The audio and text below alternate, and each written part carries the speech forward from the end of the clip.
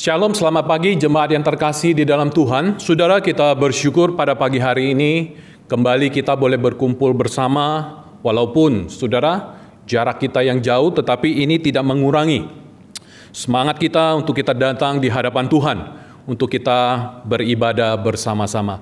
Baik saudara, mari saya mengajak kita untuk kita mempersiapkan hati kita. Kita akan mengambil waktu teduh, kita bersaat teduh di hadapan Tuhan. Kita bersaat teduh.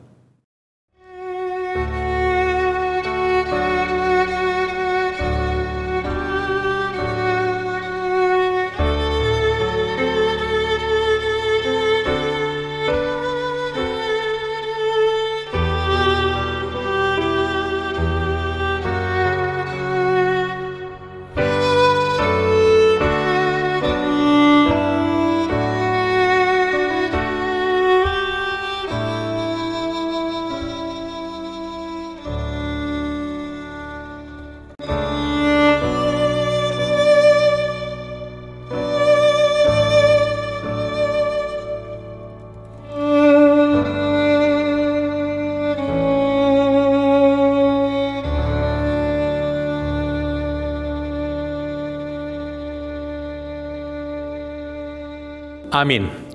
Hormat bagi Allah Bapa, hormat bagi anaknya. Saudara, pujian dari KPPK 391. Praise God for His love. Hormat bagi Allah Bapa. Kita naikkan pujian ini bersama-sama. Ayat yang pertama, ayat yang kedua, dan kemudian kita dengarkan intro, dan kemudian kita nyanyikan ayatnya yang ketiga. Hormat bagi Allah Bapa.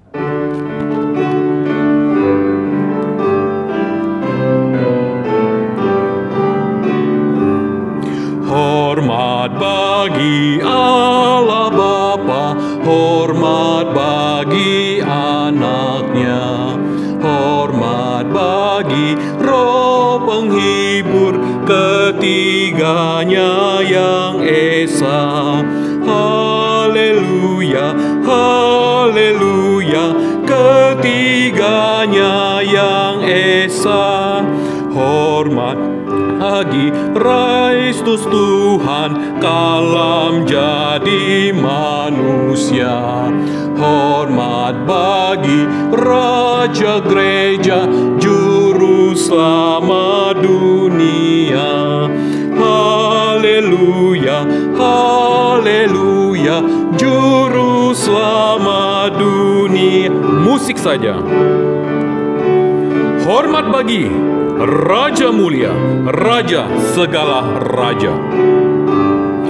Hormat bagi Raja mulia, Raja segala raja. Hormat puji siang malam di hadapan tatanya. Haleluya, haleluya, di hadapan tatanya. Baik saudara, mari kita akan sama-sama kita berdoa. Bapa di dalam surga, terima kasih, kami bersyukur kami boleh datang di hadapan Tuhan. Kami boleh memberikan hormat kami kepada Tuhan yang hidup, Tuhan yang kami percaya di dalam iman kepercayaan kami. Terima kasih Tuhan, kami bersyukur pada pagi hari ini kembali kami boleh datang bersama-sama untuk beribadah bersama-sama, untuk kami boleh memuji kebesaran nama-Mu. Terima kasih Tuhan, kami mau menyerahkan pada pagi hari ini setiap kami, setiap jemaat Tuhan, mereka yang saat ini dengan pergumulan-pergumulan yang mereka hadapi, kami datang di hadapan Tuhan, karena Tuhan yang tolong kami, berikan kami kekuatan di dalam menghadapi segala pergumulan-pergumulan yang Tuhan izinkan terjadi di dalam kehidupan kami. Berkati juga gereja-gereja Tuhan, berkati juga anak-anak Tuhan, hamba-hamba-Mu yang beribadah dan memberitakan kebenaran firman Tuhan dimanapun mereka berada. Kiranya Tuhan juga yang memberkati. Kami juga berdoa bagi bangsa dan negara kami di tengah-tengah situasi yang kami hadapi saat ini. Kiranya Tuhan berbelas kasihan atas bangsa dan negara kami. Berkati para pemimpin kami Tuhan, di dalam mereka memimpin dan mengambil setiap kebijakan. Kiranya Tuhan Tuhan juga yang menyertai mereka. Terima kasih Bapa. Kami serahkan sekali lagi ibadah kami dari awal hingga akhirnya. Biarlah hanya nama Tuhan yang ditinggikan. Bukannya kami layak, tetapi karena Tuhanlah yang melayakkan kami pada pagi hari ini di hadapan Tuhan. Terima kasih Tuhan. Terpujilah namamu. Hanya di dalam nama Tuhan Yesus kami berdoa dan kami mengucap syukur. Amin. Saudara yang terkasih di dalam Tuhan, kita patut bersyukur kepada Tuhan ketika kita menerima Kristus sebagai Tuhan dan Juru Selamat pribadi di dalam kehidupan kita, saudara. Tentu ada perubahan yang terjadi di dalam hidup kita. Sejak Yesus di hatiku, since Jesus come into my heart, sejak Yesus ada di hatiku, ada perubahan yang terjadi, saudara, di dalam kehidupan kita.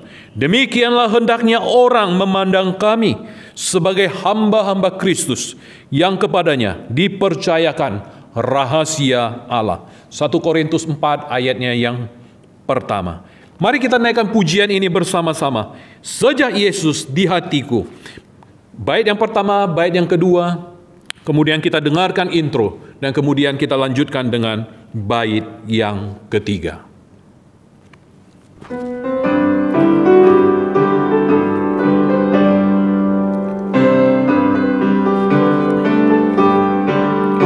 Hidupku ada perubahan yang ajaib sejak Yesus di hatiku. Jiwaku rindu pencerahan terangnya sejak Yesus di hatiku. Sejak Yesus di hatiku. Sejak Yesus di hatiku. Bagai gelora ombak hatiku senanglah sejak Yesus di hatiku. Ku takkan berjalan di tempat yang sesat sejak Yesus di hatiku. Meski banyak dosa namun Ia sucikan sejak Yesus di hatiku. Sejak Yesus di hatiku. Sejak Yesus di hatiku. Bagai gelora ombak hatiku senanglah sejak Yesus di hati. Musik saja. Ku bersama Tuhan di kota yang mulia sejak Yesus di hatiku. Senanglah, langkahku ringanlah. Ku bersama Tuhan di kota yang mulia sejak Yesus di hatiku. Hatiku senanglah, langkahku ringanlah sejak Yesus di hatiku. Sejak Yesus di hatiku. Sejak Yesus di hatiku. Bagai gelora ombak hatiku senanglah sejak Yesus di hatiku. Ya saudara, sejak Yesus ada di dalam hati kita, ada di dalam hidup kita, ada perubahan yang terjadi di dalam hidup kita. Baik saudara, mari saya mengajak kita untuk kita bersama-sama kita akan membaca bacaan bertanggapan kita. Bacaan bertanggapan pada pagi hari ini terambil dari kitab Mazmur. Kitab Mazmur pasal yang ke-42 nomor 1 sampai dengan ayat yang pertama sampai dengan ayat yang ke-12 saudara. Mazmur 42 ayat pertama sampai dengan ayatnya yang ke-12. Lembaga Alkitab Indonesia memberikan tema pada perikop ini kerinduan kepada Allah. Demikian firman Tuhan. Untuk pemimpin biduan, nyanyian pengajaran Bani Korah. Seperti rusa yang merindukan sungai yang berair, demikianlah jiwaku merindukan Engkau, ya Allah. Jiwaku haus kepada Allah yang hidup. Bilakah aku boleh datang melihat Allah? Air mataku menjadi makananku siang dan malam. Karena sepanjang hari orang berkata kepadaku, di mana Allahmu? Inilah yang hendak ku ingat, sementara jiwaku gundah gulana. Bagaimana aku berjalan maju dalam kepadatan manusia, mendahului mereka melangkah ke rumah Allah, dengan suara sorak-sorai dan nyanyian syukur, dalam keramaian orang-orang yang mengadakan perayaan. Mengapa engkau tertekan, hai jiwaku, dan gelisah di dalam diriku? Berharaplah kepada Allah, sebab aku akan bersyukur lagi kepadanya, penolongku dan Allahku. Jiwaku tertekan dalam diriku, sebab itu aku teringat kepadamu dari tanah sungai Yordan dan pegunungan Hermon, dari gunung Mizar. Samudra raya berpanggil-panggilan dengan deru air terjunmu. Segala gelora dan gelombangmu bergulung melingkupi aku. Tuhan memerintahkan kasih setianya pada siang hari, dan pada malam hari aku menyanyikan nyanyian, suatu doa kepada Allah kehidupanku. Aku berkata kepada Allah, gunung batuku, mengapa engkau melupakan aku? Mengapa aku harus hidup berkabung di bawah himpitan musuh? Seperti tikaman maut ke dalam tulangku, lawanku mencela aku, sambil berkata, kepadaku sepanjang hari, di mana Allahmu? Mengapa engkau tertekan, hai jiwaku? Dan mengapa engkau gelisah di dalam diriku? Berharaplah kepada Allah, sebab aku bersyukur lagi kepadanya, penolongku dan Allahku. Demikian saudara bacaan bertanggapan kita. Saudara, biarlah pujian ini membawa kita memiliki hati yang rindu kepada Allah. Saudara, percaya dan patuh, itulah yang Tuhan inginkan dari kehidupan setiap orang-orang yang percaya kepada Dia.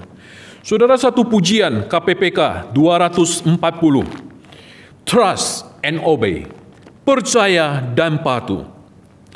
Sesungguhnya mendengarkan lebih baik daripada korban sembelihan, memperhatikan lebih baik daripada lemak domba jantan. 1 Samuel 15 ayatnya yang ke-22b. Percaya dan patuh. Kita naikkan pujian ini bersama-sama. Trust and obey.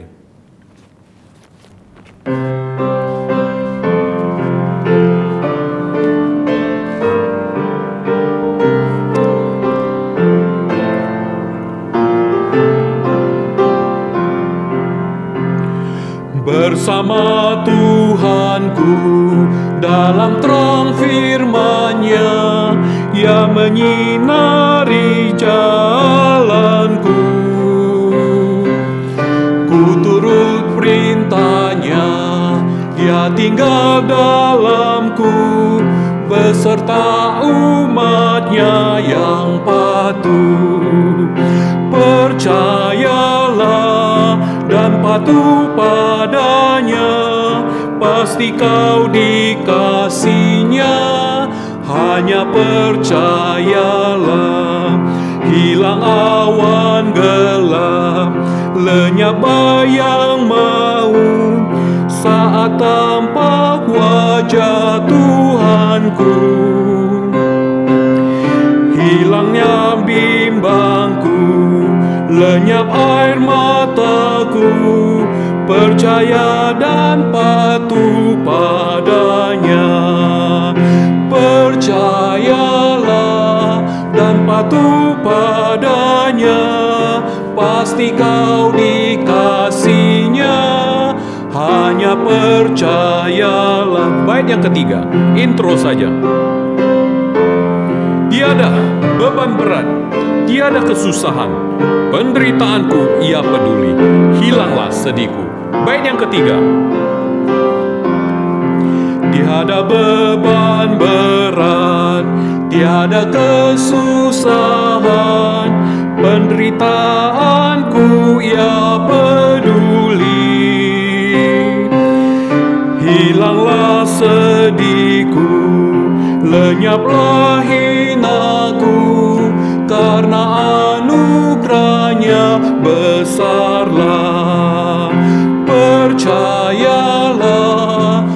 patuh padanya, pasti kau dikasihnya.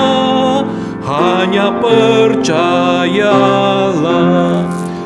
percayalah, pasti kau dikasihinya. Saudara yang terkasih di dalam Tuhan, kita bersyukur pada pagi hari ini. Kembali kita bersama-sama akan merenungkan firman Tuhan. Saudara, firman Tuhan pada pagi hari ini akan dibagikan oleh hambanya, Guru Injil Jimmy Setiawan, yang beliau selama ini melayani di Wonders of Worship Ministry, saudara. Nah, kita bersyukur pada pagi hari ini, biarlah firman Tuhan yang akan kita dengar nanti boleh memberikan kekuatan bagi kita di dalam kita menapaki hari-hari di dalam kehidupan kita. Bahkan saudara, di dalam kita mengikut Tuhan dan di dalam ibadah kita juga kepada Tuhan. Mari saudara, saya mengajak kita untuk kita mempersiapkan hati kita. Kita akan menaikkan satu pujian yang mengatakan, yang kusembah hanya Yesus. Kita naikkan pujian ini bersama-sama untuk kita mempersiapkan hati kita, untuk kita masuk di dalam perenungan kebenaran firman Tuhan kita. Yang kusembah.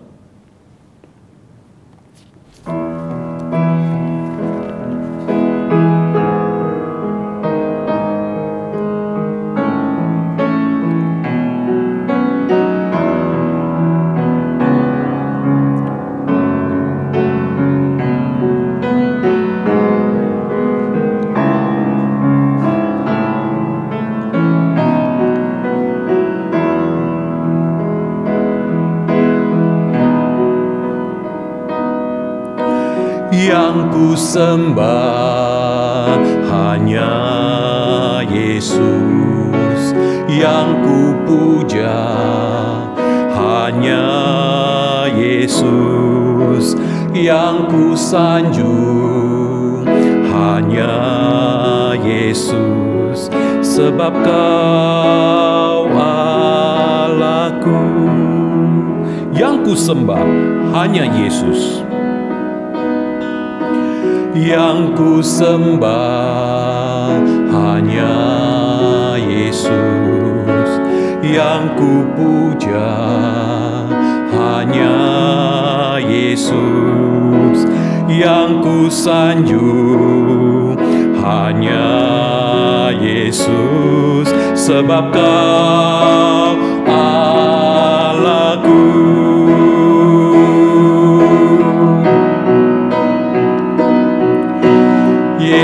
Yesus, Kau Allahku. Yesus, Engkau Tuhanku. Yesus, Engkau Rajaku yang turun ke dunia.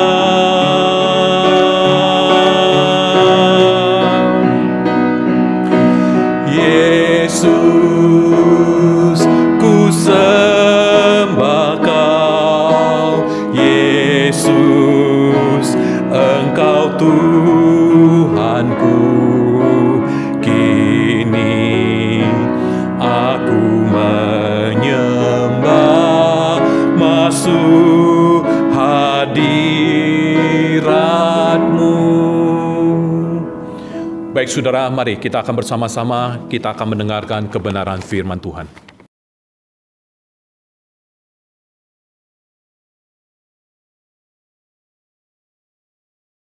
Selamat pagi, selamat hari Minggu kepada seluruh jemaat GSRI Sunter yang dikasihi oleh Tuhan.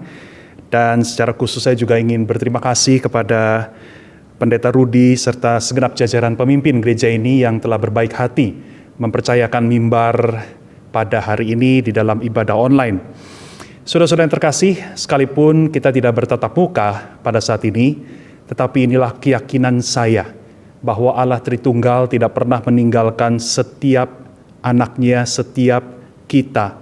Walaupun kita sedang berada di tengah-tengah satu masa yang tidak menentu, ya, saudara-saudara, saya percaya bahwa Allah kita adalah Allah yang Immanuel, Allah yang tidak akan pernah meninggalkan kita yatim piatu. Nah, saudara-saudara, saya ingin mengucapkan juga penghargaan yang sebesar-besarnya khususnya kepada segenap tim yang mengurusi, yang menyiapkan sampai menayangkan akan ibadah online.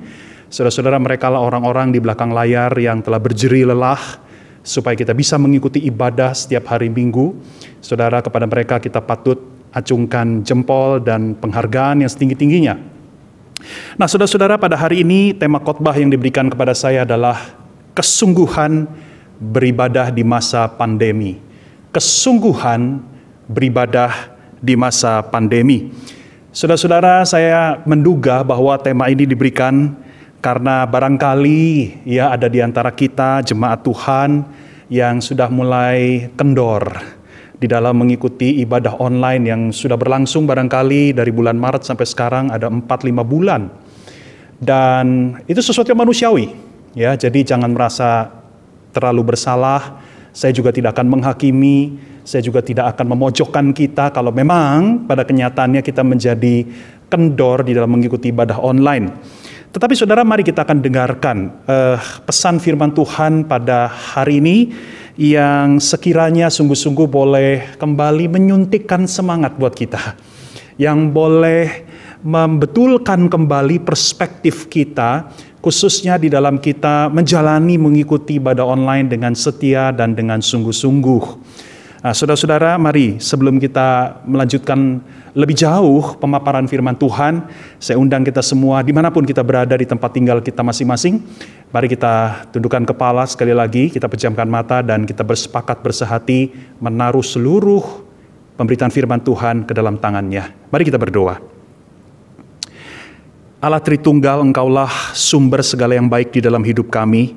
Kami percaya kalau kami saat ini masih bisa mengikuti ibadah online di tempat kami masing-masing, kami percaya itu semua karena kebaikan Tuhan yang memungkinkan dan memampukan kami. Tuhan, kami bersyukur karena Engkau terus memelihara dan menopang hidup kami di tengah masa pandemi ini Tuhan. Ajar kami untuk terus bersandar dan mengandalkan Engkau. Dan sebentar kalau kami akan membaca sebagian kecil dari firman-Mu, dan kami juga akan merenungkannya Tuhan. Kiranya Engkau yang berbicara kepada setiap kami. Engkau yang sungguh-sungguh bukan hanya mengisi pikiran kami dengan firman-Mu, tetapi sungguh-sungguh juga boleh menyentuh. Engkau boleh mengisi ruang hati kami. Kami boleh digugah oleh firman-Mu.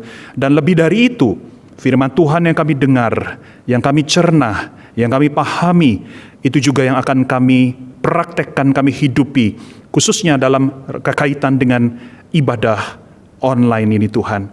Terima kasih Tuhan, kami percaya Engkau hadir di dalam dan melalui kami semua.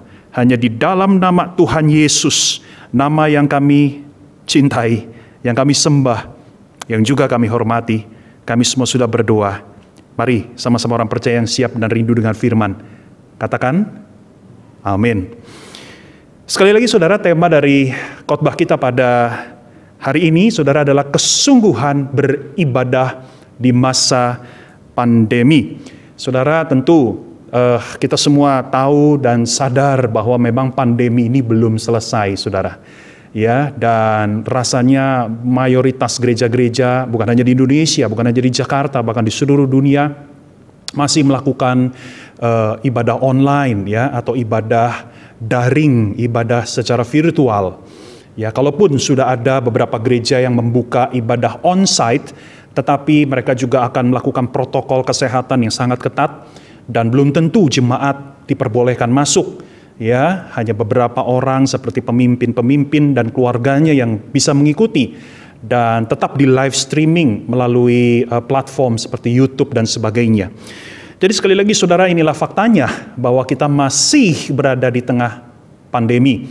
Ya, kita terus berdoa supaya betul-betul vaksin yang terbaik bisa ditemukan dan akhirnya boleh didistribusikan seluas-luasnya kepada masyarakat. Tetapi sekali lagi saudara, kita masih berada di masa pandemi. Itu sebabnya inilah doa saya, kiranya pesan firman boleh menguatkan kita untuk tetap beribadah di masa yang sukar ini. Saudara-saudara, ada satu bagian Alkitab yang akan saya ajak kita membaca.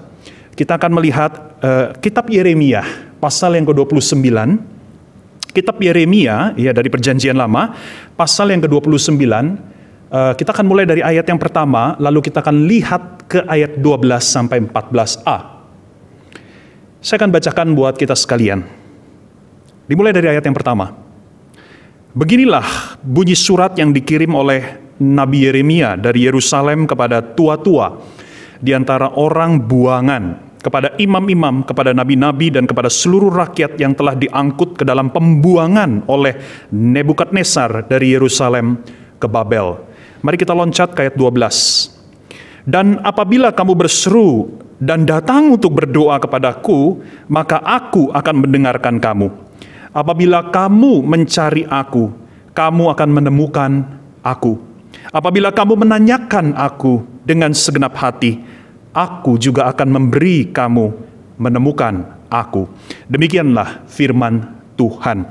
Saudara tetap buka Alkitabmu pada bagian ini, karena seluruh perenungan kita akan berasal atau bersumber dari teks atau nats yang baru saja kita simak. Saudara-saudara, ada sebuah lembaga atau pusat penelitian gereja-gereja yang sangat terkenal di Amerika Serikat, yaitu Barna Research Center. Pada bulan April sampai Mei tahun ini, mereka melakukan sebuah survei kepada sekitar 1.000 orang Kristen di pelbagai gereja yang ada di Amerika Serikat. Dan hasil surveinya dirilis atau diterbitkan pada bulan Juli yang lalu. Dan hasilnya sangat mengejutkan bahwa 1/3 orang Kristen berhenti beribadah di masa pandemi. Sekali lagi saya ulangi. Ada 1 dari 3 orang Kristen berhenti beribadah selama masa pandemi. Tentu saja saudara, yang dimaksud di sini adalah orang-orang Kristen yang sebelum pandemi mereka rutin, mereka rajin, mereka setia beribadah di gereja. Tetapi ketika pandemi menyerang, ketika mereka pindah ke ibadah online di rumah atau di tempat masing-masing, maka ada 1 dari 3 orang Kristen yang memutuskan untuk tidak beribadah sama sekali. Walaupun gereja mereka masing-masing menyediakan ibadah online setiap minggu, tapi mereka tetap tidak lagi mengikuti ibadah. Saudara-saudara, sekalipun penelitian ini ada di Amerika Serikat, tetapi penelitian ini menerbitkan refleksi bagi kita sekalian. Jangan-jangan keadaan di Indonesia tidaklah jauh berbeda. Jangan-jangan cukup banyak jemaat gereja di Indonesia yang sebelum pandemi begitu rajin beribadah di gereja, tetapi ketika masa pandemi, ketika mereka harus beribadah secara online, mereka akhirnya tidak beribadah sama sekali. Saudara-saudara, disinilah saya terpikir satu hal, bahwa ibadah online yang kita ikuti, atau mungkin juga ibadah onsite, atau ibadah di gereja yang nanti kelak kalau memang sudah dibuka kembali, tentu akan banyak sekali peraturan, pembatasan, saudara harus pakai masker, jumlah orang dibatasi, jarak antar kursi, dan sebagainya. Ibadah online dan ibadah onsite seperti ini, saudara-saudara, memang adalah ujian kepada semua orang Kristen. Ujian bagi kita sekalian. Mengapa saya katakan ini adalah ujian, saudara-saudara? Karena ujian itu tujuannya atau efek dari sebuah ujian adalah menyingkapkan keadaan asli dari seseorang. Saudara-saudara, kalau saudara melihat ada 2 orang, kita tidak akan tahu orang mana yang bodoh, orang mana yang pintar. Ya, kalau dua-duanya itu hanya kita lihat begitu saja. Tetapi kalau kita berikan satu ujian, saudara, dan dua-duanya harus mengisi soal-soal ujian tersebut, baru ketahuan mana yang bodoh, mana yang pintar, mana yang sungguh-sungguh belajar, mana yang sama sekali malas tidak belajar. Jadi yang namanya ujian itu, saudara, mengungkapkan, menyingkapkan keadaan yang sebenarnya. Nah, saudara-saudara, saya melihat bahwa ibadah online atau ibadah onsite dengan aneka protokol yang ketat yang menyusahkan kita, itu sebetulnya adalah ujian buat setiap kita. Karena melalui itu semua baru ketahuan Apakah kita selama ini adalah orang Kristen yang sungguh-sungguh punya motivasi yang jelas, yang murni, yang solid? Atau selama ini sebelum pandemi kita beribadah semata-mata karena ikut-ikutan? Karena kita dalam keluarga Kristen gak enak kalau gak ke gereja. Ya, karena merasa kewajiban agamawi saja. Itu sebabnya ketika ibadah online dimulai, ya saudara, tidak ada orang yang tahu ya kita ini ikut apa enggak ibadah, ya kan? Namanya juga ibadah online, saudara-saudara, nggak ada yang tahu. Kalau ibadah di gereja, orang akan segera tahu, oh si X nggak datang hari ini, oh si Y hari ini kok nggak muncul. Ibadah online nggak ada yang tahu, saudara. Itu sebabnya, saudara, godaannya sangat besar untuk kita tidak mengikuti ibadah-ibadah tersebut. Sekali lagi ini ujian buat kita. Ya, saudara, ini menjadi momen untuk kita berefleksi diri. Ya, sebelum pandemi, motivasimu ikut ibadah itu seperti apa sebetulnya? Sehingga ketika ibadah online baru ketahuan, ya, engkau tidak mengikuti ibadah online. Jangan-jangan selama ini motivasi kita salah atau motivasi kita kurang kuat di dalam mengikuti ibadah. Nah, sekali lagi saudara, biarlah ini menjadi momen refleksi buat kita sekalian. Saudara-saudara, mari kita kembali kepada nats yang tadi kita sudah baca, ya dari Yeremia pasal yang ke-29. Saudara, sedikit saya memberikan konteks lebih dahulu, ya, supaya nanti saudara bisa melihat apa kaitannya nats ini dengan tema dari khotbah yang akan saya uraikan. Saudara-saudara, di dalam pasal ini, Yeremia pasal 29, ya, berisi pesan Allah kepada umatnya yang baru saja memulai pembuangan di Babel atau Babylonian captivity, Babylonian exile. Saudara-saudara, pada sekitar tahun 597 sampai 598 sebelum Masehi, ya, kerajaan Babel yang dipimpin oleh Nebukadnezar berhasil menguasai kerajaan selatan yang juga dikenal dengan kerajaan Yehuda. Dan pasukan dari Raja Nebukadnezar, saudara, ini berhasil masuk, menerobos, ya, menghancurkan akan ibu kota kerajaan Yehuda, yaitu Yerusalem. Termasuk bait suci yang dibangun oleh Raja Salomo itu juga di bumi hanguskan, dijarah, dibakar. Bahkan termasuk saudara tabut perjanjian. Ya, kita tahu bukan bahwa di dalam bait suci tabut perjanjian adalah benda yang paling keramat. Itu adalah, boleh dikata, itu adalah sentral dari seluruh bait suci. Tabut itu penting sekali. Dan oleh pasukan Raja Nebukadnezar, tabut itu pun dirampas. Dan di dalam sejarah sejak saat itu sampai sekarang kita tidak pernah tahu lagi di mana tabut perjanjian itu berada. Sampai sekarang tidak ada yang tahu. Tentu banyak teori spekulasi, tapi sekali lagi tidak ada yang bisa memastikan di mana itu. Nah, saudara, tidak cukup kota Yerusalem di bumi hanguskan. Sebagian besar rakyat dari kerajaan Yehuda juga ditawan dan diboyong ke wilayah kerajaan Babel yang berjarak sekitar 970 km. Ya, jadi kerajaan Babel itu kalau saat ini itu ada kira-kira di wilayah negara Irak. Saudara-saudara, ini adalah kehancuran total bagi umat Allah.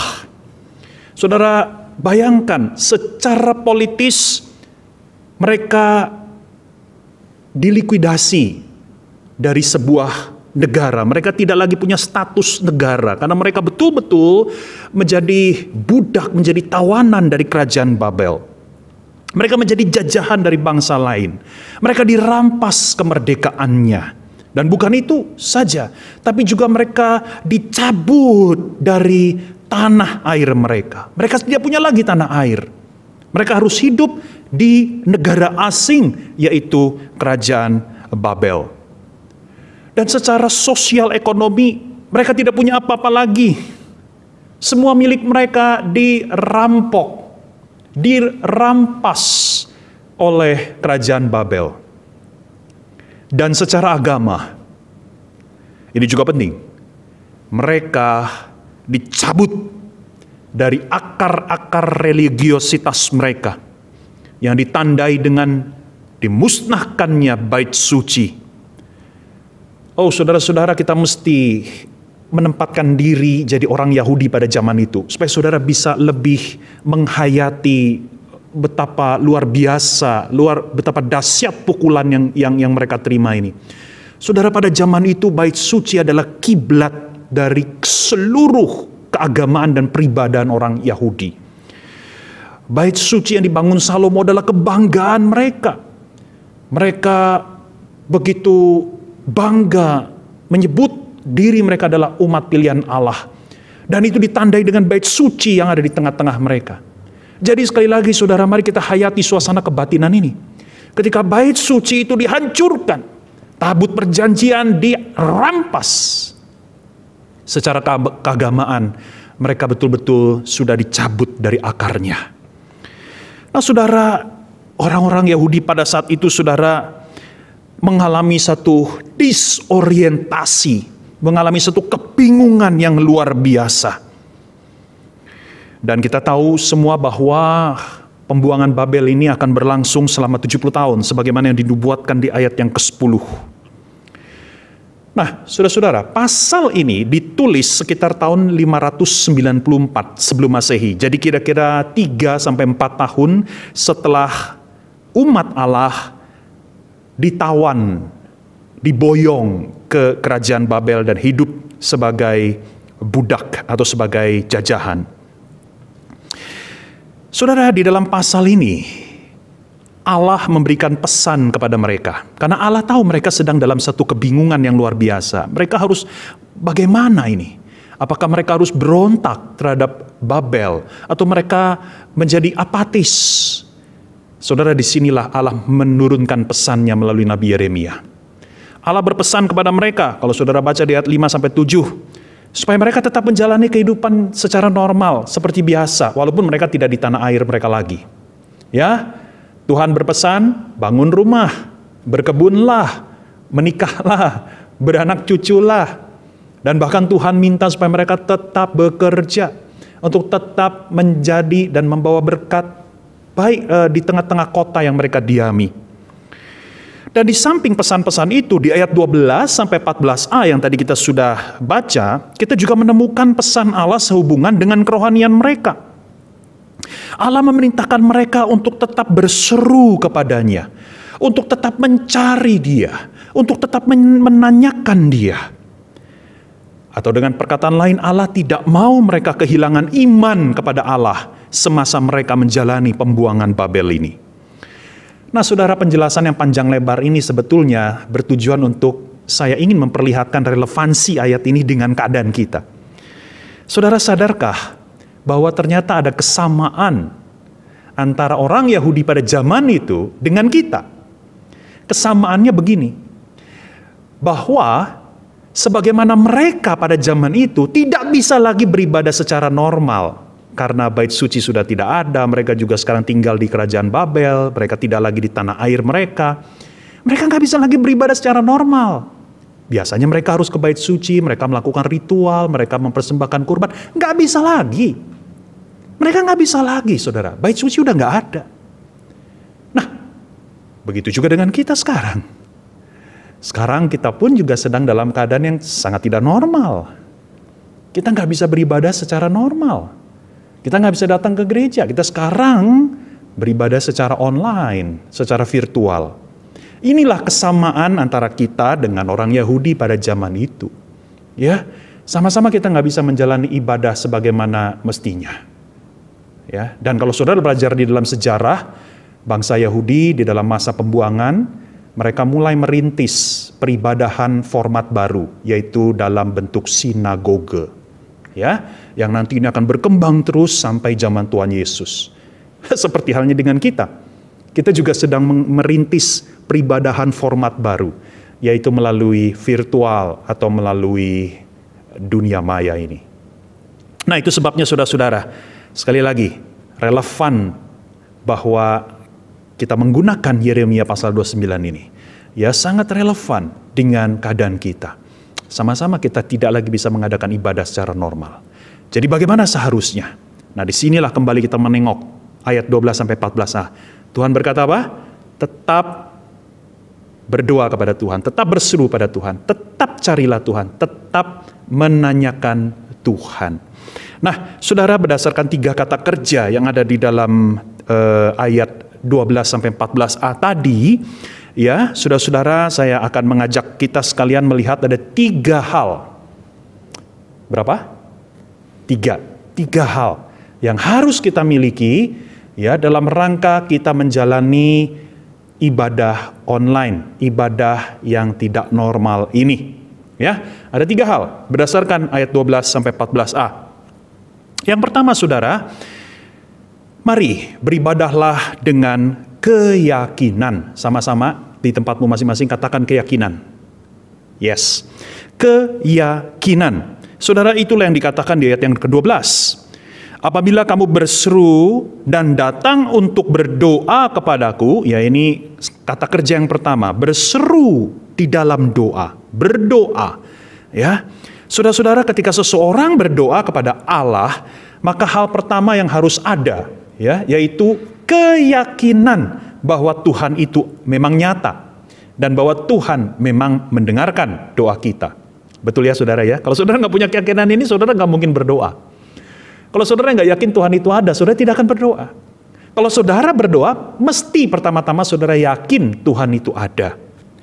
Itu juga yang dikatakan Ibrani pasal 11 ayat 6. Sebab barang siapa yang berpaling kepada Allah, ia harus percaya bahwa Allah ada dan bahwa Allah memberi upah kepada orang yang sungguh-sungguh mencari Dia. Nah, saudara, ini yang pertama, beribadalah dengan keyakinan. Banyak orang bertanya, ya, kepada saya, Pak Jimmy, apakah ibadah online itu memiliki makna yang setara dengan ibadah di gereja? Ya, ibadah tatap muka, ibadah ragawi di gereja. Apakah punya makna yang sama? Ya, dalam hal ini adalah makna sebagai perjumpaan kita dengan Allah. Apakah Allah menjumpai kita di dalam ibadah online? Apakah Allah berkarya, bekerja di dalam ibadah online, sebagaimana juga di dalam ibadah yang normal di gereja? Jawaban saya, yes, iya. Saudara-saudara, sekalipun kita akui bahwa ibadah online itu bukanlah normatif, ibadah online itu bukan standar, ya.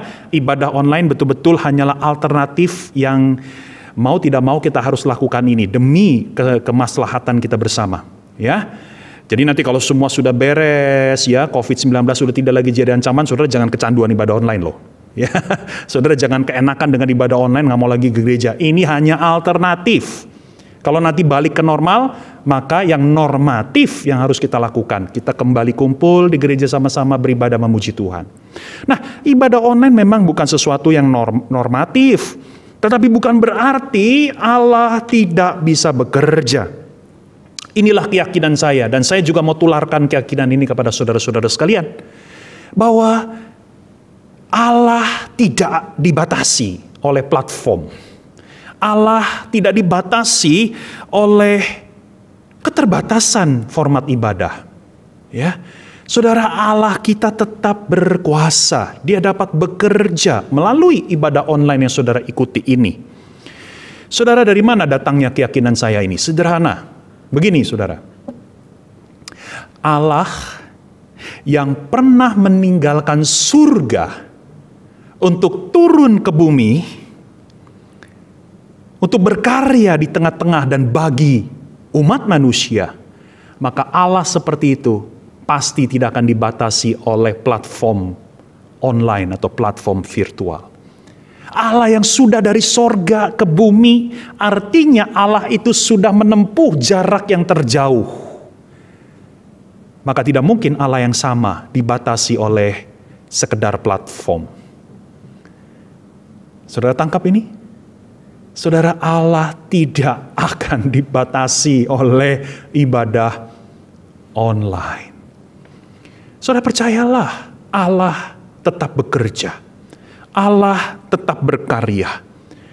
Allah tetap sanggup menyentuh, menjamah, menggugah, menghibur, menguatkan, mengoreksi, mengarahkan, mendewasakan kita melalui ibadah online.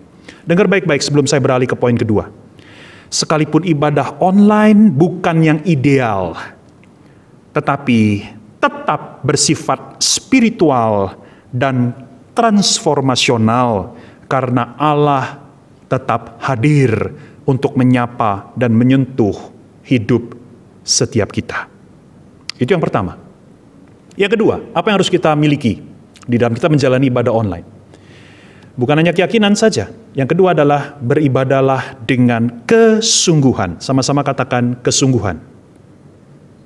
Terima kasih. Saudara, itu yang dikatakan di ayat yang ke-13. Apabila kamu mencari aku, kata Tuhan, kamu akan menemukan aku. Garis bawahi kata mencari di sini. Di dalam bahasa aslinya, saudara, kata mencari di sini mengandung makna suatu usaha yang gigih. Ya, seperti kalau kita kehilangan barang yang sangat berharga, maka kita pasti akan mencari barang itu sampai ketemu. Saudara, saya pernah kehilangan cincin kawin. Barang berharga, saudara. Cincin kawin itu barang yang sangat berharga. Ya, walaupun cincin kawin saya nggak ada berliannya, saudara, tetapi berharga karena memorinya. Ya, wah, waktu itu hilang, saudara, saya panik. Saya cari-cari, saudara. Ya, dengan gigi saya cari, saya nggak akan berhenti sampai ketemu barang itu. Nah, itulah yang dimaksud dengan mencari di sini, saudara-saudara. Ya, saudara, beribadahlah dengan kesungguhan. Apa maksudnya, saudara, beribadah dengan kesungguhan? Saya coba akan berbicara secara praktis. Saudara, beribadah dengan kesungguhan itu artinya kita beribadah secara lengkap. Secara lengkap. Seperti halnya kalau kita barang hilang gitu ya, kita akan cari di mana-mana, semua kita akan bongkar, semua kita akan angkat di mana dia tersembunyi, ya, di mana dia jatuh, kita akan cari ke semua sudut-sudut pelosok-pelosok ruangan itu. Ya, nggak akan ada 1 sentimeter pun yang kita biarkan tidak kita periksa. Semua kita akan periksa. Nah, saudara-saudara, beribadah dengan kesungguhan itu artinya kita beribadah secara lengkap. Ya, dari awal sampai akhir ibadah kita jalani. Saudara, dengan satu pemahaman bahwa kita bisa menemukan Allah di dalam setiap elemen ibadah yang ada. Saudara, inilah kekurangan banyak orang Kristen, khususnya orang Kristen Injili ya. Seringkali kita berpikir bahwa kita hanya bisa menemukan Allah itu di dalam khotbah. Salah. Allah bisa kita jumpai di dalam semua elemen ibadah dari awal sampai akhir. Bahkan dari sapaan pemimpin ibadah yang terdengar sederhana sekalipun, kita bisa berjumpa dengan Allah. Allah bisa bicara dengan kita. Dari nyanyian yang kita nyanyi, Allah bisa bicara. Dari persembahan pujian paduan suara, Allah bisa berbicara. Itu yang saya maksud. Beribadah dengan sungguh-sungguh itu artinya kita beribadah secara lengkap dari awal sampai akhir. Jangan kita beribadah itu, saudara, hanya bagian-bagian yang kita mau. Sekali lagi, ini ujian buat kita ya, ibadah online ini. Gara-gara gak ada orang yang tahu ya. Jadi seringkali kita kalau mau ibadah online, kita cuma nyalain waktu khotbah. Ayo ngaku, siapa yang begitu? Ya kan? Saudara-saudara, kalau kita sungguh-sungguh mau berjumpa dengan Tuhan dari awal sampai akhir, Tuhan hadir kok dari awal sampai akhir, nggak cuma di khotbah. Ya, jadi ini yang dimaksud dengan beribadah dengan kesungguhan, dan bukan secara lengkap saja. Beribadah dengan kesungguhan itu artinya beribadah dengan penghayatan yang penuh. Jadi apapun yang kita lakukan secara aktif dan juga dengan penghayatan yang penuh. Waktu kita disuruh berdiri, ya berdiri. Waktu kita disuruh duduk, ya duduk. Waktu kita disuruh buka Alkitab, ya buka Alkitab. Waktu kita disuruh nyanyi, ya nyanyi. Dan bukan hanya nyanyi secara pita suara, tapi mari kita juga menghayati lagu yang ada. Waktu kita mendengarkan khotbah, hayati, renungkan apa yang disampaikan. Waktu pemimpin ibadah mengucapkan sesuatu, tangkap itu baik-baik. Hayati itu. Ya, jangan masuk kuping kiri, keluar kuping kiri, alias nggak lewat otak sama sekali, saudara-saudara. Ya, saudara-saudara, renungkan, hayati apapun yang kita lakukan, apapun yang kita nyanyikan, apapun yang kita lihat, apapun yang kita dengar, apapun yang kita saksikan, hayati. Itu yang dimaksud beribadah dengan kesungguhan. Jadi bukan mekanis, Saudara melakukan itu secara mekanis, ya, hanya secara lahiriah saja saudara lakukan, tetapi secara batiniah saudara tidak terlibat. Jangan, saudara. Nah, ini yang saya maksud, beribadah dengan kesungguhan. Yang ketiga, yang terakhir, beribadah bukan hanya dengan apa tadi, keyakinan dan kesungguhan. Yang terakhir ini, beribadahlah dengan keterarahan. Katakan sama-sama. Keterarahan. Saudara, apa yang saya maksud dengan keterarahan di sini? Ya, itu saudara bisa baca di dalam ayat yang ke-13 bagian akhir dan 14a. Apabila kamu menanyakan aku, ya, menanyakan aku itu maksudnya begini, saudara. Ya, di mana sih Tuhan itu gitu ya? Tuhan, di mana engkau gitu ya? Menanyakan aku dengan segenap hati, aku akan memberi kamu menemukan aku, begitu kata firman Tuhan. Ya, jadi saudara, keterarahan ini bicara tentang fokus. Nah, sampai di sini barangkali saudara bertanya, kayaknya mirip ya keterarahan dengan kesungguhan. Beda. Kesungguhan itu bicara tentang intensitas. Kesungguhan itu bicara tentang keseriusan. Kalau keterarahan itu bicara tentang fokus, arah, ketepatannya. Saya kasih saudara ilustrasi. Saya biasanya menyiapkan khotbah itu kira-kira 2 minggu sebelum harinya. Ya. Nah, saudara, suatu hari saya ingin menyiapkan suatu khotbah, ya, lalu saya buka jadwal di handphone saya, ya. Oh, temanya ini, natsnya ini. Lalu saya dengan sungguh-sungguh, saya dengan serius mempersiapkan itu. Saya baca buku-buku tafsiran, saya gali firman Tuhan, saya cari ilustrasi dan aplikasinya yang terbaik. Ya, saya siapkan khotbah itu. Dan ketika khotbah itu sudah selesai, saudara-saudara, lalu saya cek lagi jadwal, alamak, saya baru sadar, ternyata saya salah lihat tanggal. Jadi yang saya siapkan itu khotbah yang kira-kira beberapa bulan lagi, saudara, masih jauh, masih lama gitu ya. Saya salah lihat tanggal, saya pikir itu khotbah yang 2 minggu lagi, jadi saya harus siapkan gitu. Saudara lihat, ini yang saya maksud. Saya sungguh-sungguh nggak waktu nyiapin khotbah? Sungguh-sungguh. Tapi apakah saya tepat menyiapkan khotbahnya? Salah, karena bukan khotbah itu yang dimaksud. Ya, saya salah baca jadwalnya. Ya, jadi secara keterarahan saya salah, saya keliru, saya tidak tepat. Tetapi secara sungguh-sungguh saya sungguh-sungguh. Ya. Nah, apa maksudnya beribadah dengan keterarahan? Sederhana kok. Gini, saudara, apakah sungguh saudara beribadah itu fokusnya sama Tuhan? Itu aja. Apakah saudara waktu beribadah sungguh nggak nyari Tuhan? Sungguh nggak merindukan Tuhan? Sungguh nggak berdialog dengan Tuhan? Saudara sungguh-sungguh mengarahkan seluruh seantero keberadaan dirimu kepada Tuhan. Gitu loh maksud saya. Atau saudara ketika beribadah online fokusmu bukan pada Tuhan. Fokusmu pada musiknya. Fokusmu pada tayangannya. Ya kan? Ya intinya saudara tidak fokus pada Tuhan. Nah, saudara-saudara, inilah 3 hal yang harus kita miliki. Ya, beribadah dengan keyakinan bahwa Tuhan itu bekerja di dalam ibadah online. Beribadah dengan kesungguhan, ya, artinya secara lengkap dan penuh penghayatan, secara aktif melakukan segala sesuatu yang diperintahkan, dituntun di dalam ibadah online. Dan beribadah dengan keterarahan, artinya kita sungguh-sungguh fokus pada Tuhan. Sampai di sini saudara-saudara. Apakah artinya hadirat Tuhan itu bergantung pada usaha kita? Saudara ngerti yang saya maksud? Oh, saya harus yakin loh. Oh, saya harus sungguh-sungguh loh. Oh, saya harus dengan terarah kepada Tuhan. Baru Tuhan mau menjumpai saya. Apakah artinya demikian? Tidak. Saudara, hadirat Allah itu tidak bergantung pada usaha kita. Hadirat Allah itu bukan upah.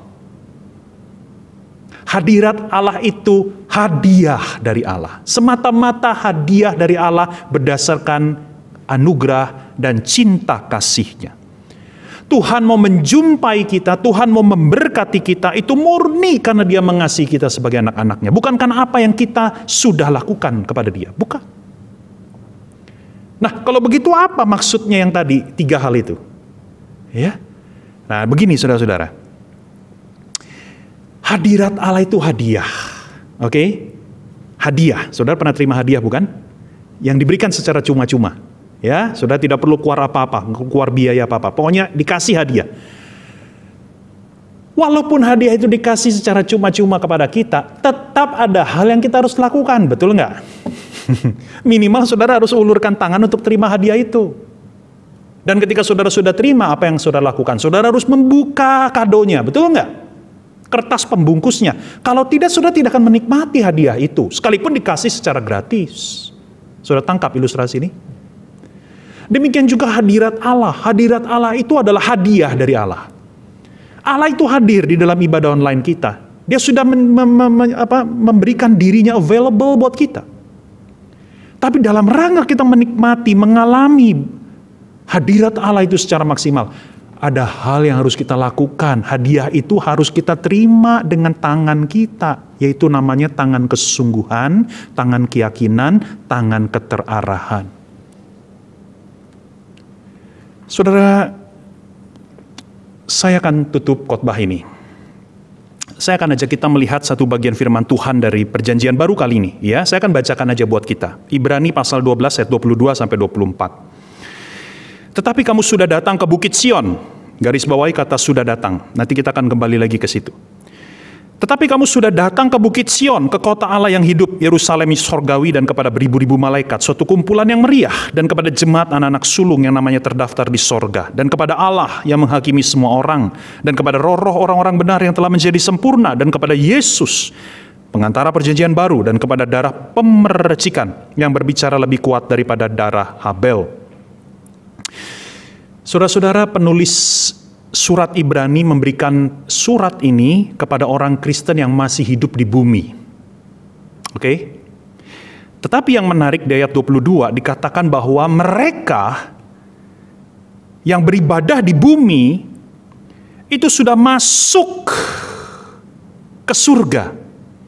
Yang digambarkan dengan Bukit Sion, kota Allah yang hidup, Yerusalem sorgawi, ya, di mana para malaikat ikut bersama-sama menyembah Allah, orang-orang kudus yang meninggal, yang lebih dahulu mendahului, yang sudah mendahului, ya, yang sudah ada di sorga. Saudara, menarik sekali. Orang-orang Kristen yang beribadah di bumi, ketika mereka beribadah, mereka itu dikatakan mereka sudah datang ke surga. Wow, apa maksudnya? Ketika kita beribadah di bumi, di saat yang sama ternyata kita sedang beribadah di sorga. Itu maksudnya, saudara. Nah, saudara-saudara, disinilah kita menemukan pengajaran yang luar biasa. Saudara, kita memang manusia yang terbatas. Kita hanya bisa melihat apa yang sejauh mata. Kita hanya bisa menyimpulkan apa yang sejauh ditangkap panca indera. Waktu kita beribadah di rumah, di apartemen kita, ya kita merasa bahwa ya udah kita seorang diri saja di situ, atau at least dengan keluarga. Ya. Tapi surat Ibrani ini mengatakan, no. Di dalam dunia roh, di dalam perspektif rohaniah, sesungguhnya kita waktu beribadah di apartemen, di rumah masing-masing, kita sedang melebur dengan seluruh himpunan orang-orang kudus dari segala zaman, segala tempat, dengan seluruh malaikat menyembah Allah yang hidup di tahtanya. Ingat, Allah tidak dibatasi tempat, tidak dibatasi oleh waktu. Sekalipun kita yang kita lihat hanyalah televisi di depan mata kita, yang kita lihat adalah dinding rumah kita, yang kita lihat di samping kita adalah istri anak-anak kita, tetapi secara rohaniah, waktu kita beribadah di tempat kita masing-masing, kita sedang bergabung dengan himpunan orang kudus, dengan lautan malaikat di hadapan tahta Allah. Saudara, kiranya kebenaran ini, kebenaran yang menerobos waktu, kebenaran yang menerobos tempat ini, sungguh memberikan semangat baru pada kita, memberikan kegairahan yang menyala-nyala, untuk kita tetap beribadah secara setia, secara online, di tempat kita, di rumah, di apartemen kita. Tuhan Yesus memberkati kita sekalian. Mari kita tundukkan kepala, kita responi firman, kita berdoa.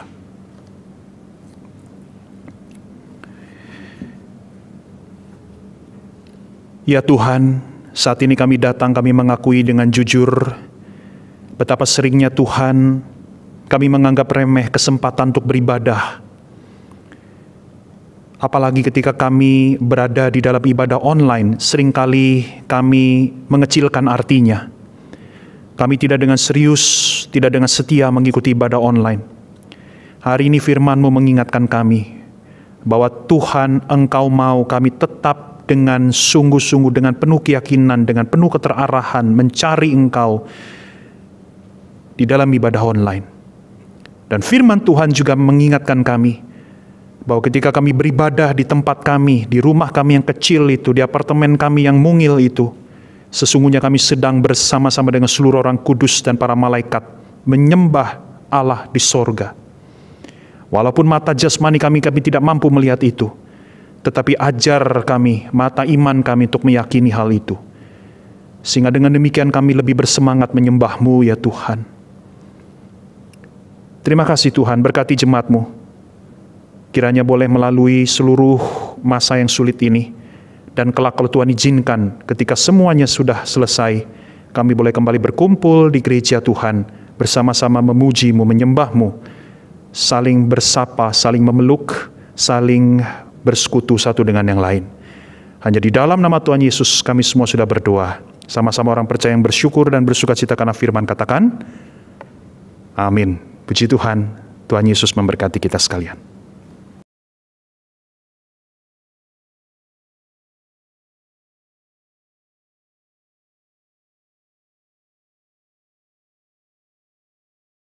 Saudara, kita bersyukur untuk kebenaran firman Tuhan yang sudah kita dengar tadi. Biarlah dengan keyakinan, dengan kesungguhan, dan keterarahan kita, saudara, di masa pandemi ini ketika kita beribadah dengan sungguh-sungguh. Baik, saudara, saya mengajak kita untuk mengingat kembali ayat hafalan kita di minggu yang lalu, saudara. Ayat hafalan yang terambil dari Mazmur 62. Mazmur 62 ayatnya yang ke-7. Mazmur 62 ayatnya yang ke-7. Mari saudara sama-sama kita mengingat kembali ayat hafalan kita di minggu yang lalu. 3, 2, 1. Hanya Dialah gunung batuku dan keselamatanku, kota bentengku, aku tidak akan goyah. Sekali lagi saudara, hanya Dialah gunung batuku dan keselamatanku, kota bentengku, aku tidak akan goyah. Saudara, untuk ayat hafalan kita di minggu yang akan datang, yang terambil dari Mazmur 33, ayatnya yang pertama. Mazmur 33, ayatnya yang pertama. Demikian firman Tuhan, bersorak-sorailah, hai orang-orang benar dalam Tuhan, sebab memuji-muji itu layak bagi orang-orang jujur. Baik saudara, demikian firman Tuhan yang boleh kita hafalkan bersama-sama untuk minggu yang akan datang.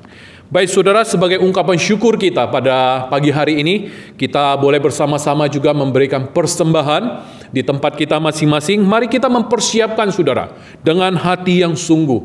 Saya mengajak kita untuk kita bersama-sama kita menyanyikan satu pujian dari KPPK 353. Hidupku ini ku serahkan. Kita naikkan pujian ini, ayatnya yang pertama, dan kemudian kita dengarkan intro, dan kemudian kita lanjutkan dengan ayatnya yang ketiga.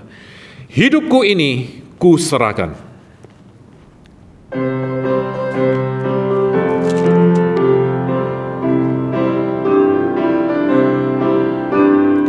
Hidup jiwaku Tuhan, padamu ku serahkan. Ku serahkan waktuku untuk membalas kasih-Mu, dibasuh di dalam darah-Mu, garku dijadikannya kudus. Segenap jiwaku, sepenuh hatiku, selamanya bagi-Mu. Musik saja.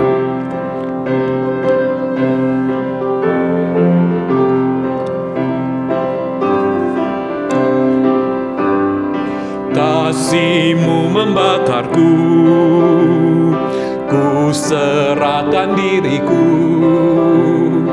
dan semua milikku hanya serah padamu, dibasuh di dalam darah-Mu, agar ku dijadikannya kudus. Segenap jiwaku, sepenuh hatiku, selamanya bagi-Mu. Biarlah saudara dengan segenap jiwa kita, dengan sepenuh hati kita, selamanya kita memberikan yang terbaik bagi Tuhan. Mari saudara, kita akan berdoa bersama-sama. Bapa di dalam surga, segala puji syukur kami naikkan di hadapan Tuhan. Kami bersyukur untuk penyertaan, untuk berkat Tuhan yang Tuhan sudah nyatakan bagi kehidupan kami. Dan kami mengucap syukur dan berterima kasih jikalau pada pagi hari ini kami boleh memberikan persembahan berkat yang Tuhan sudah nyatakan bagi kami sebagai ungkapan syukur kami. Terimalah ini ya Tuhan sebagai syukur kami. Terima kasih Tuhan, terpujilah nama-Mu. Hanya di dalam nama Tuhan Yesus kami berdoa dan kami mengucap syukur. Amin.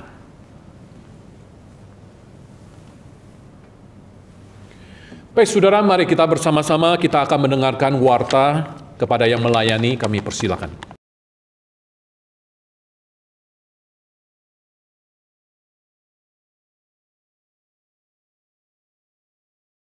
Selamat pagi saudara-saudara yang dikasihi Tuhan, apa kabarnya? Kiranya semuanya dalam kondisi yang sehat dan aman. Segenap majelis, badan pengurus dan hamba Tuhan mengucapkan selamat hari Minggu, selamat beribadah kepada jemaat GSRI Sunter.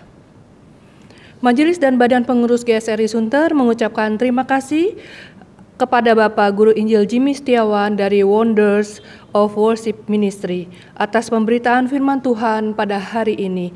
Kiranya Tuhan memberkati pelayanan Bapak.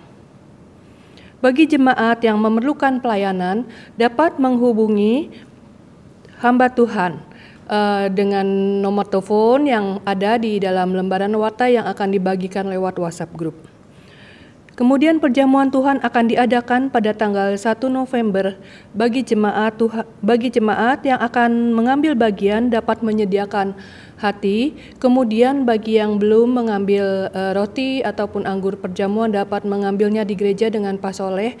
Dapat diambil untuk bulan November dan bulan Desember. Mari kita bergabung bersama-sama di dalam grup Share and Grow Together agar kita sama-sama bisa saling menguatkan, saling sharing, dan saling bertumbuh di dalam pengenalan akan Tuhan. Bagi jemaat yang mungkin misalnya ada yang ingin masuk di dalam grup tetapi belum masuk grup, dapat menghubungi Pendeta Rudi ataupun Semulinda.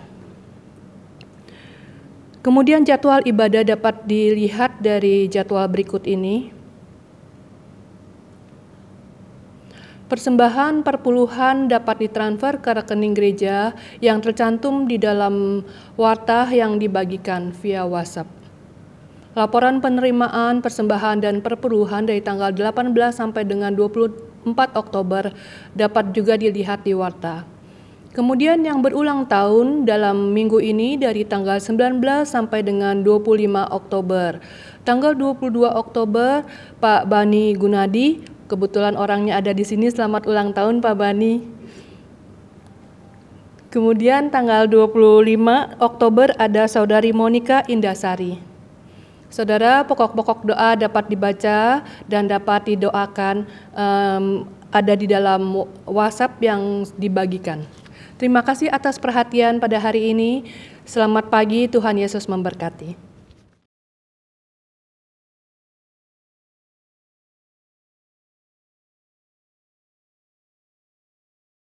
Demikian saudara warta yang bisa saudara perhatikan dan saudara ikuti untuk hari ini.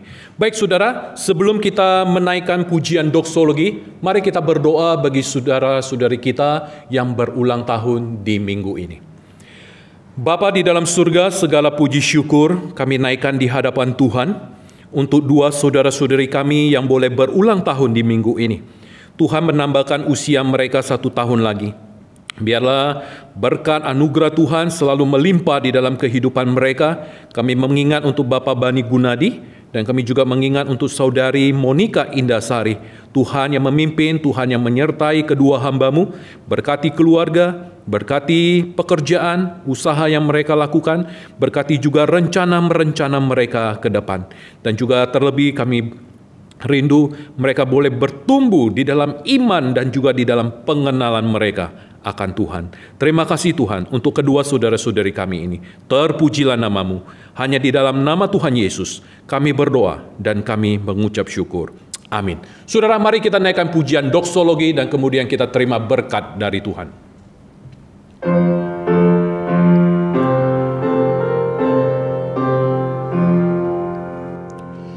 Bagi Bapa, Anak, dan Roh, puji, hormat, dan mulia, dulu, sekarang, tak berubah, hingga selama-lamanya.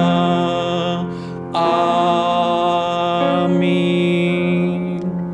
Jemaat yang terkasih di dalam Tuhan, arahkanlah hidupmu dan biarlah kebenaran firman Tuhan yang sudah didengar, biarlah firman ini boleh menjadi rema di dalam perjalanan kehidupan kita, khususnya di masa-masa seperti sekarang ini, di mana kita harus beribadah secara online.